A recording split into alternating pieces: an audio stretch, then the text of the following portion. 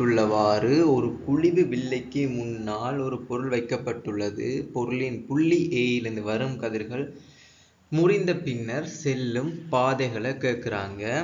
இப்போ ஒரு பொருளுக்கான கதிர் வரைபடம் கீறணும்டா 2 கதிர் எடுக்கணும் குறைந்ததுன்று இருக்கு. அந்த என்னென்ன கதிர் 2 மட்டும் கேட்டிங்கன்னா, ஒன்று அதில் மையத்துக்குள்ளால போகிற மாதிரி ஒரு கோடு இருக்கும். அடுத்தது சமாந்திரம், அதாவது இந்த குவியத்தூரத்தோடு சமாந்திரமான கதிர்கள் குவியத்துக்குள்ளே வரும்ன்றதான் தெரியும். அப்போ இந்த 2 வகையான கதிர்களை தான் நாங்கள் எடுத்து கூடுதலாக படம் கீறுறாங்க. அப்போ இதில் இந்த பியும் இந்த ஆரையும் நாங்கள் எடுத்துக்கொள்ளலாம். இப்போ எங்களுக்கு அடுத்த டவுட் என்ன வருதுண்டா, இந்த கியூவும் எஸ்ஸும் இந்த விடைகளில் கியூவும் எஸ்ஸும் இருக்குது. இந்த கியூவும் எஸ்ஸும் வருமானு பார்த்தா இந்த கோடை நாங்கள் அப்படியே நீட்டினோம்டா, அப்படியே நீட்டி கொண்டு வந்தோம்டா சரியா இது இந்த எஃப்க்குள்ளால போகிற மாதிரி இருக்குது.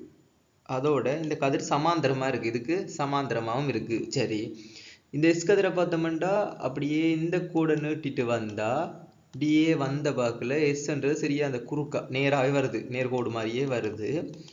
இப்போ நாங்கள் எங்களுக்கு தெரிஞ்ச ஒரு விஷயம் என்ன, ஒரு படங்குறோம்டா 2 கதிர் தேவை. ஒன்று சமாந்திரமான ஒரு கதிரையும் தலைமைச்சுக்குள்ளால போகிற ஒரு கதிரையும் தான் எடுக்கிறோம் நாங்கள். இப்போ இந்த கியூவும் எஸ்ஸும் சமனா இல்லையான்னு பார்க்கணும். அதுக்கு நம்மளுக்கு சில விஷயங்கள் தெரிஞ்சு பாருங்க. ஒரு சமாந்திரமாக கதிர் போகுது இந்த லென்ஸுக்குள்ள.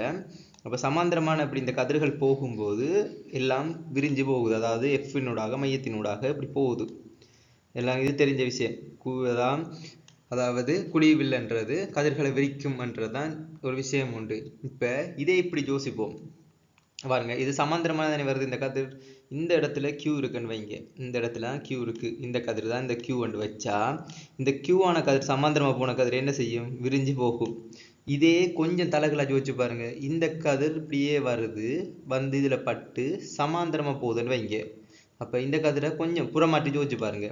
இப்ப நான் இந்த கீர்ன கதிரை கொஞ்சம் புறமாட்டி யோசிச்சு பாருங்க. சமாந்திரமான வந்த கதிர் தலைமையச்சுக்குள்ளால என்ன செய்யுது, இந்த எஃப்போட இந்த புள்ளிக்கோடு காட்டியிருக்காங்க, இந்த எஃப்போட அப்படியே நீட்டி கொண்டு போகுது. அப்போ இந்த கதிரையை கொஞ்சம் புறமாட்டி யோசிச்சு பாருங்க. இப்போ இதுக்கு இப்படி கீறி பாருங்க, இதில் வந்துண்டா என்ன செய்யும், தலைமையச்சுக்குள்ளால சமாந்திரமாக போகுது. இதுக்கும் இது சமாந்திரமாக இருக்குது. அப்போ கியூன்றதும் விட சரியாக வரும். கொஞ்சம் புறமாட்டி கதிர் செற்ற பாதை சரி உண்டு தானேங்க.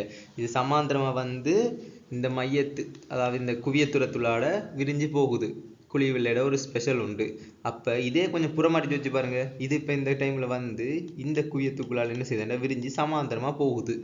இந்த குவியத்துக்குள்ளால் வர்றதால அப்படியே ஏயும் எஃப்பும் நீட்டினீங்கன்னா அப்படியே குத்தனாக தான் இருக்குது, அதாவது நேராக இருக்குது, நேர்கோடாக இருக்குது. அதனால் என்ன செய்யுதுண்டா சமாந்திரமாக போகுது. இந்த எஃப்போட எடுத்து இது சமாந்திரமாக போகுது. கொஞ்சம் புறமாட்டி இந்த கதிரை கொஞ்சம் புறமாட்டி வச்சு பாருங்க. அப்படி வச்சு அப்போ என்ன செய்யும், கியூவும் வரும்.